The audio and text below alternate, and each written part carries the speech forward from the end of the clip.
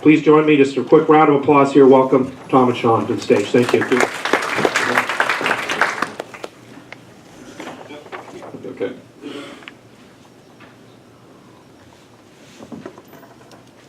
Are we on here? Good? Yep. How about mine? Yep. Okay. Good. We try hard when we leave the house to see whether we're going to be wearing some of the same clothes. We were bunkmates as children and business partners in our adult lives now for 30 years, and we happen to also be the same size. So every time I go to Brooks Brothers, I buy a shirt I like, and I'll get that one for Sean. When we came close today, I noticed the shoes are a match. So we're batting 1,000.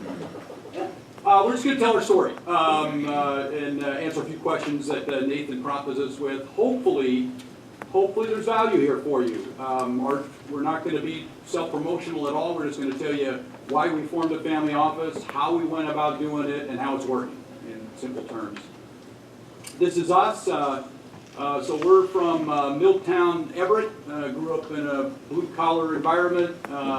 Parents didn't come from money, and somehow or another, even though our sister, who folks described as a rose between two thorns, went off into medicine, we found our way successively. I'm the older of the two of us, to the University of Notre Dame, and then back in the Seattle area, where we decided to sort of spark this entrepreneurial bug around the idea of starting a property management company at ages 26 and 22 up against the big boys. In spite of our business degrees, we didn't really have much of a business plan. In fact, I left the firm and they didn't handle me well on the way out, I didn't think. So probably our business plan was more about spite than a real legitimate plan. But off we went with a plunger and a pickup truck. 6 months into getting it kind of on its feet, I was still young and single and silly, and somehow I thought impressing a girl on a rope swing would be a good idea. It broke, and I smashed my back up, and I recovered fine. But my younger brother, who had just gotten out of school and married and serious with a baby and all that stuff, left his job in Chicago to come out and bail me out. Tom and I have been sort of 50-50 in everything that we've ever done, and it's an interesting, relationship. As let me see if I get this. So we have this real balance in how we do things, but it's really worked well. As Tom said, kind of growing up together, being bunkmates, and 4 years apart, so we were never really competing against each other in school and sports and girls and all that stuff.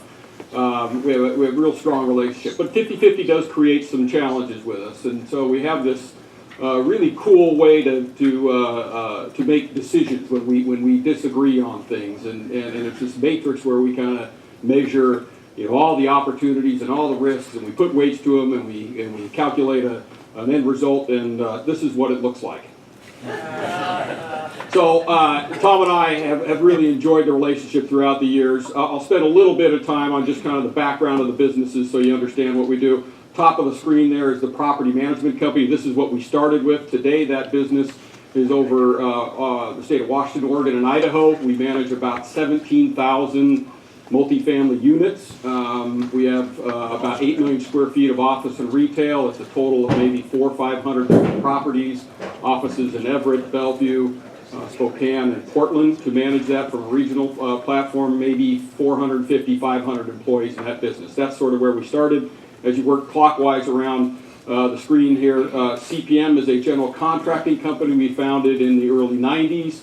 We were having trouble solving maintenance and technical issues at buildings with outside vendors, so we sort of created our own in-house solution for that. That company has evolved now into doing more than half of its business is outside of the property management portfolio. We do a lot of tenant improvement type projects, some ground-up construction, but mostly kind of that mid-tier activity.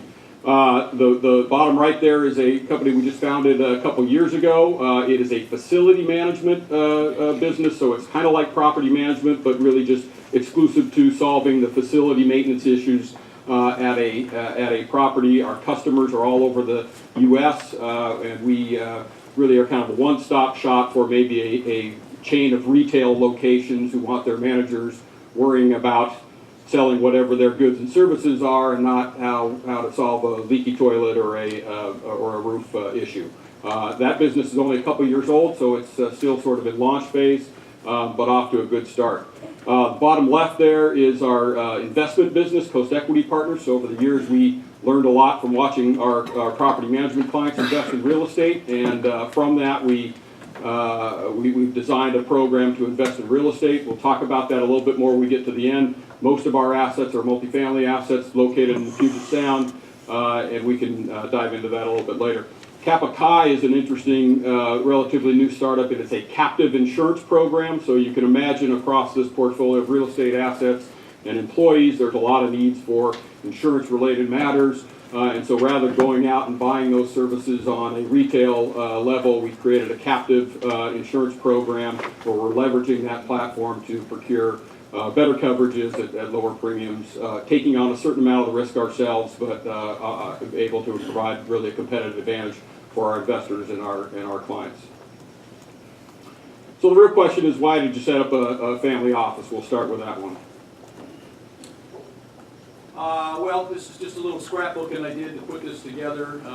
Like everybody here, we're part of a family, part of a legacy. We grew up, to be perfectly transparent, classic Irish Catholic family. And so our Irish roots, our Norwegian roots on my mom's side are very deep and real. There's a lot of sacrifice that happened there, and we thought about that. What would be the right thing for us to do at this stage in our life? Split our assets up that we have 50-50 and go our separate ways and then go to the beach? I don't know. So we thought about that. We grew up together. This is us, doing all kinds of different stuff. I had to put that in there. That's literally the napkin that we put the deal together on. I think Sean accepted half of $4,240 a month to agree to come and bail me out. But that's meaningful because for us, this has been a give more to the other guy venture. And you don't have to be brothers to feel that in your own partnerships. If we stay together, what's the model that works for us so that we can continue to work together and pay each other back for all these years together? We've got a lot of fun together. You might recognize the guy in the lower left there. He's right now retired from our investment business. Dino Rossi, busy running for Congress out in Sammamish and East County there. But we've really had a great run together. We've won some nice awards and all that sort of stuff. So what do we do? This, by the way, is just last week. Our property management firm, thanks to good work of all of our people, one of Washington's best places to work. So fun stuff. There's a little more on our background together. So two brothers, pretty connected, blood, sweat, and tears. And then we get here. So this is where we are today. Pretty current shots of my crew and his crew. And that really became the impetus to start the family office. Now what? Yeah, I think in the early days we were in business because we had diapers to buy and groceries to put on the table, and all of a sudden 25, 30 years later we wake up and we've kind of got a significant portfolio of assets, and we're getting to the stage in our career where we have to think about what's going to happen to the next generation. This is a picture of all of our family. My folks there in the middle. Dad's 83 now, Mom's 80, still doing great. They live 2 doors down from me and 1 door down from him. So we are that close in our personal lives as much as we are in business. So we started looking around for solutions and what is a way to organize yourselves when you've got these operating businesses and maybe some wealth that might go down to the next generation. Where do you go to organize around that so that you do it in a smart manner that doesn't harm anyone? And we all know stories about how money can impact families, and we really wanted to be thoughtful about it. We're still pretty young. I think we're young, still in our early 50s, and so we're sort of in a unique spot where we're probably starting this a little earlier than most would be. We haven't had a big exit yet, and so there's not a driving need for us to form a family office, but we wanted to get ahead of the curve because we could see that there was a future ahead of us that may present some of those challenges. Our kids are all, in their 20s now. They're all about, there's 7 of them between us, and my oldest is 29, and the youngest ones are seniors in college, so they're 21 now. and just starting their careers. None of them are in the business. There may be one or two that might want to get in the business, but we've never told them that you have an obligation or a right or any authority to do anything in the business. If you want to come in, you got to earn your way in. And we want you to go do something else and learn, learn your mistakes and earn your stripes out there on your own before you come back around. So we started to solicit some advice, and we started to gather some information about how you would put together a family office. And I don't know how well you can see this up there, but this is essentially the organizational chart or the flow chart of how the family office is designed. And this came after a lot of consultation with advisors and experts out there. If you see up on the far right there, the family board, that is the 4 spouses. That's Tom and I and our 2 spouses, and we reside at that level. And really, the focus of what we are looking at is what is the mission, the vision, the values of the family and the family office. Right? We're looking at long-term strategies, and we're looking at how do we communicate all these matters down to all the kids and spouses and eventually grandkids and all those folks that are going to hopefully be impacted by this. That group then sort of oversees the activity in an advisory board. And on the advisory board, we have experts. We have legal, tax, real estate experts, some folks who are outside of real estate who have been in family offices. And those folks, again, are looking at making sure we're true to our mission and vision, governance matters, partnership matters within these operating businesses between ourselves, tax matters, legal matters, big decisions. Should we buy something? Should we sell something? Those kinds of things. And then focusing on sort of leadership succession. There'll be a day when Tom and I are no longer active in the seats, even running the family office, and so we need to build that skill, whether it be in the family or with outside advisors to do that. It's important to note that we are one of the first decisions we made was to be a single family office. We're not doing this for any other families. This is just for our family. There may come a time when we feel that that's appropriate that we would do that, but right now we're just focused on our family. And it's essentially a virtual family office. We don't really have any staff inside of our organization. We're using outside advisors and consultants to support us where we need that. So then, inside the activity of the family office, we've got the holding company there on your left. That's where the operating businesses reside. So we've got these 4 or 5 operating businesses. And inside there, we've got leadership in each one of those businesses that are running those at sort of a CEO, president level. And then a leadership team inside the holding company that's effectively managing that. And then we're leveraging the back office solutions there with IT and HR and all that across the platform of all those operating businesses. We've got an investment activity, and we've got a committee that's formed to advise us on what to do there. Vast majority of that today is in real estate, but hopefully over time that will diversify into other investments. And so we're, again, seeking advice and counsel from outside sources to help us manage that. And then on the far right, there's sort of 4 committees, and this is where we're really trying to kind of engage our kids because we think that this is a good way for them to kind of get an understanding about the core values and vision for what we're trying to do there. Leadership development being one of those, so every one of those operating businesses and committees, we need to make sure we're developing the right kind of leaders for the future in those businesses, whether that be family members or outside members. Estate planning, again, there's going to hopefully be a day when there's going to be some assets that will pass down to the next generation. We need to be smart about that, and over time we'll engage our kids in some of those decisions when we feel it's appropriate for them to be there. Family services is the next one, and this is where they're active today. And these are things that we saw the family office really as a way to manage our affairs, our business affairs, but really as a way to engage our family and keep us together. The first question we asked our kids when we set out to do this was, do you want to stay together? We think we might be able to do more together, but certainly it's an option that the 2 of us kind of go our separate ways and we separate our assets. And the kids sort of overwhelmingly said, yeah, it's been great. We trust you guys. We don't know really where we're going with this, but we're happy to stay involved. And so they're doing things around, education. What are the things they need to learn about? We're letting them sort of design those solutions in there, and our faith, and have some fun, and health, and counseling on, how do they get their career started, and marriages, and families, and kids, and all that stuff. And then finally, philanthropy. We've kind of always done this, just Tom and I calling each other in the car on the way home when we get somebody asking for our support, and we felt it was important to get our kids engaged in that.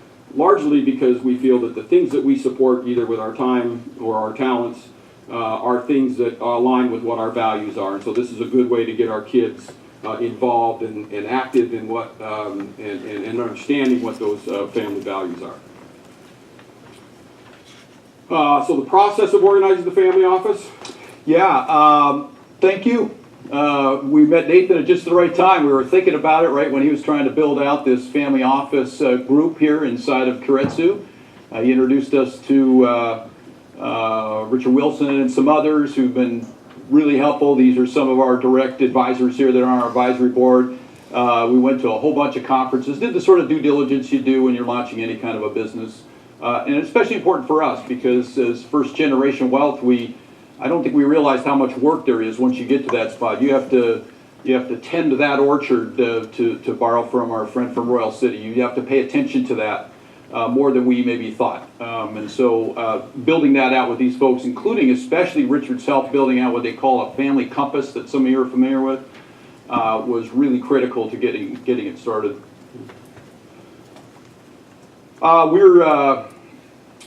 We're really active in the communities that where all of our businesses are located in, and it was important really to make sure we had a good platform for that. The family office turned out to be the perfect one. Those were just a couple we're involved in.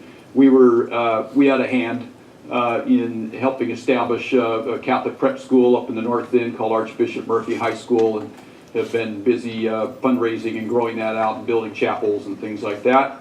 The platform also allowed us to formalize something we've been doing informally, and so this is your early reveal on a project we're launching next month called the Pivot Point Project, where we help young people, usually in their junior year in high school, who have no resources at school or home to help them figure out how to get into college. But they clearly have college potential. These happen to be pictures of a few that we've served over the years. Gat in the lower left is a Sudanese lost boy that one of my sons was playing basketball with. The next kid over is playing in the NFL now. He's also a ball player with one of my boys. On the far right there is a young man who thought he had college potential, turned out getting a CDL license and being a truck driver driving around the orchards of Brewster, Washington would be a win for him, and he got a scholarship doing that. So we're having some fun now together rallying around this common cause. It's really an area where we're also engaging the kids. You know, again, our kids have kind of all been through that college process, and so have been to some great schools and have kind of found their own path, and giving them an opportunity sort of in their first stage to kind of get back to these kids who may not even know how to take a SAT test or how to write an essay for a college application, those kinds of things. So we're engaging kids at that level as well. This is our website. We invite you to take a look at it. Probably a little tough to read on here, but the tabs at the top kind of tell you a little bit about maybe a summary of what we've talked about here today, what our background is, sort of how do we approach investments, what our investment offerings are inside of our real estate programs. Lives impacted is really, we have this mantra where we feel like we can impact 1 million lives in our life. And whether that be employees that we have in our organization, folks who live in the buildings that we manage, the communities that we have business activity in, and the things we support there, the nonprofits. That's a lofty goal, but we feel that we're called to do it. We've been blessed with great families and great health and great minds and great relationships, and really that's our opportunity to give back and make the next generation better. So we invite you to take a look at that. It's also, pardon me, Sean, it's also an invitation to reach out. We don't have all the answers yet, but we have done a lot of research here to get to this point here in our first, maybe now second year as a family office. So if you feel your gold sheet's out and you want to follow up, we would love to visit with any of you. We might even pick up a few ideas from you. So I know Nathan's got more questions. Wow. Thank you guys so much. Quick round of applause here for the Hoban family to liven things up a little bit. I know it hasn't been all just Shangri-La as you guys have been going through the process of putting this together, right? Can you guys talk a little bit about the dynamic between the real center of gravity, the operating company, all the responsibilities involved, us as CEOs, owners of our business, it's a never-ending demand for our time. And really, as we commit to set something up like that, I think that's the biggest challenge, is that time to actually allocate, away from that core operating business or asset or investing strategy we may have. So can you guys talk a little bit about how you guys navigated the dynamic between your existing business, which has lots of hungry mouths and need for love and support and leadership, and how you guys were able to create the space to allow this to grow and kind of create its own identity. I think that'd be kind of interesting dynamic, because I think that's a lot of us as entrepreneurs. We're so tied up in our business. We want to take care of the family and do some other things, but there's always that struggle, and maybe how you guys kind of work through that. Yeah, I think I understand the question. I mean, we were trying to be fairly elegant about moving ourselves out of the operating businesses and some of the day-to-day. We brought in successors, made them partners, minority partners in each of the businesses. The last one to tip into that was the property management firm, which had kind of been for us through 3 crashes and all the stuff that goes on in a 30-year career. Always the little engine that could, and it's the one we knew best, and so we never wanted really to let go of it. Finally did, got people in there, one of those classic stories where we should have done it 5 years ago, and they're crushing it. And so they're in the room, and we're in the room, and they're saying, well, you guys need to go somewhere, we're good. And they were right, just like raising kids, I got this, right? So some of this was just to create a place for us to go that gave some visibility to them and all the people around them, that we're in the operating businesses as shareholders now, coming from a place, Hoban Family Office. Yeah, I think that's, having a place to go sent the message to the operating business folks that we aren't in there every day. You do have the authority to run these businesses. We're out here sort of as active shareholders, but no longer, titled leadership inside those operating businesses. So that helped a great deal. I think, in hindsight, again, as Tom said, it's sort of one of those things that we kind of wish we had done it earlier, but at the same time, I think we needed to be patient. You can't really just rip the Band-Aid off on some of these things. These are humans who have emotions and families and things that they care about, and they still want that love and support that they need from you. We've got 30 years in the saddle, and we kind of do have some hopefully some expertise that we've gained over those years, and so, it gave us a spot to go where we were still connected, but we were no longer in the operating business.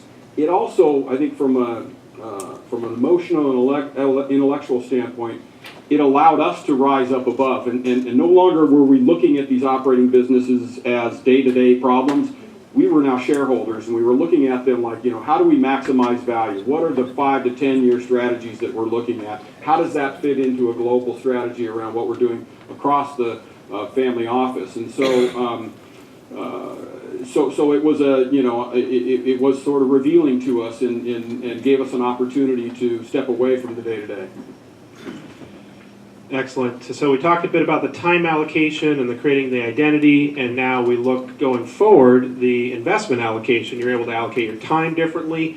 Talk about how that's maybe opened up some ideas around some investment ideas, some investment strategies. I mean, obviously you guys have been there, done that with what you've done. Are there some other areas of investing and things that you guys are looking forward to being able to build as part of your portfolio going forward into the future, and kind of having some new investing experiences compared to what you guys have done to date, and how do you see that kind of portfolio allocation? Obviously right now it's very heavily invested in the existing assets, but talk about your goals over time to stretch that allocation maybe in some new and unique ways. Yeah, it has been a driving force to allow us to really look at that. If you look at our balance sheet, obviously we'd be heavy in real estate, and that's been great. It's served us well, and probably wouldn't have done it any way different. But going forward, it's probably not the best approach. So we have, with the counsel and advice of some of our advisors here, developed a strategy. We have a 5-year plan now, and we're moving from probably 80 to 90% allocation to real estate, which most real estate families look like, into something that's more balanced. We'll probably never get to a traditional 20 to 30% allocation, but we're working towards about a 60-40. It's going to be tough for us to do that because we're still doing real estate deals, and hopefully we're still creating a whole bunch of equity in real estate. So as we have disposition and liquidity activity inside real estate, we're going to take a lot of that capital and move it over into more traditional, probably large cap domestic type equities investments.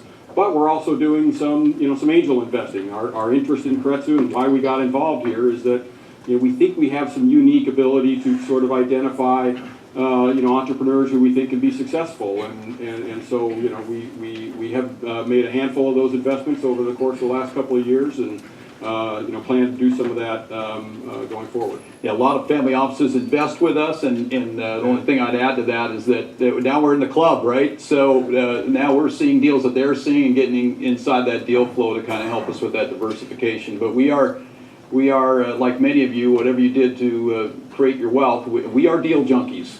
So part of getting into this seat and creating this place is for us to sort of detox from that environment and learn how to manage a balance sheet. And yes, so I hit just on that point, as you kind of step up and you open up and you think about, well, actually it doesn't have to be all our money into all of our deals. We can actually share and then vice versa, and kind of opens up, broadens those relationships, and we look forward to hearing more over the next year how that'll play out. We've got a couple minutes left, but obviously opportunity to sign up on the gold sheets. Tom and Sean have graciously offered to kind of be part of our mentorship group that we're growing. As Lonnie Geiger was here last year, we're looking to build up that cohort of folks that can help as members are looking to go down this path. So check that on your gold sheet if you're interested in following up. But we have time for a couple questions. Go ahead right here. What we've been thinking about, something similar to you, but an idea, what do you think about sort of 2 generations' time, where your children, for example, will get along pretty well, so will I. So I'll talk around all this, sort of value of this 2 generations down, 3 generations down, I'll take it for he's the only one with grandkids. We're asking ours to go slow here. They're all pretty close in age. So he's really thinking about it. But we did talk about that a great deal. And it seems like it's that so he asked about generational transfer and how that would fit in. You can get through your kids pretty well, but it looks like it all blows up with the next gen, right? So then you get the trust fund kids, you get all that kind of garbage that we don't want. So we're really intentional about the values piece of it. But to be honest, at least in my mind, I don't see it from here. We didn't bring work home. Our youngest, we have 2 boys and a girl. Our youngest is in college still. I think she just thought Dad had an interesting day job. Just to get exposed to this and start that part, just for this generation, is going to be a 5-year project alone. So I'll let Sean comment on it because it was more relevant to him that we make sure we have this in place for next gen. Yeah, hopefully we have a lot of time still. Again, we're relatively young, just starting that 2nd generation, or 3rd generation, I guess in our case. And so, I think we'll be careful about that. But part of this is just exposing our kids. We're not giving it all to them at one time. We're just kind of dealing the cards just, one at a time so that they can kind of get pieces of information. They still don't know what the balance sheet looks like. So I think that's been a strategic decision for us. They know sort of all the pieces to it, but they don't really know what's in there. And I think over time, as they prove themselves and they understand really what our core values are, and they may want to get more involved, then we'll probably start peeling that out when we need to. But it is absolutely a concern. Hopefully, we'll be in a spot where the wealth does have an impact on that next generation. And if we do, I think we'll focus on things that are core to our values, like education and like families and supporting our communities and those kinds of things, not race cars and airplanes and that stuff. If I may, real quick, Nathan, before the next one. It's already influenced the decision, though. So our oldest son has called to serve in the church in some way, and right now he's not he's not in the seminary or any of that kind of thing. But one of the concerns he had if he stayed in a lay role and maybe had a family is whether acting on that and the income he might be able to pull from that would impact the ability of him to send his kids to a Catholic school or something like that, right? He now he sees that he can be allowed to move that direction, where maybe when we were coming out of school, we didn't see things that way. So we think we're actually affecting that next generation by affecting the decisions that this generation makes. All right, well, unfortunately, we're just about out of time here, so we're going to go ahead and hold it up there. So please, round of applause for Tom and Sean here. Thank you guys so much for being with us, sharing your story.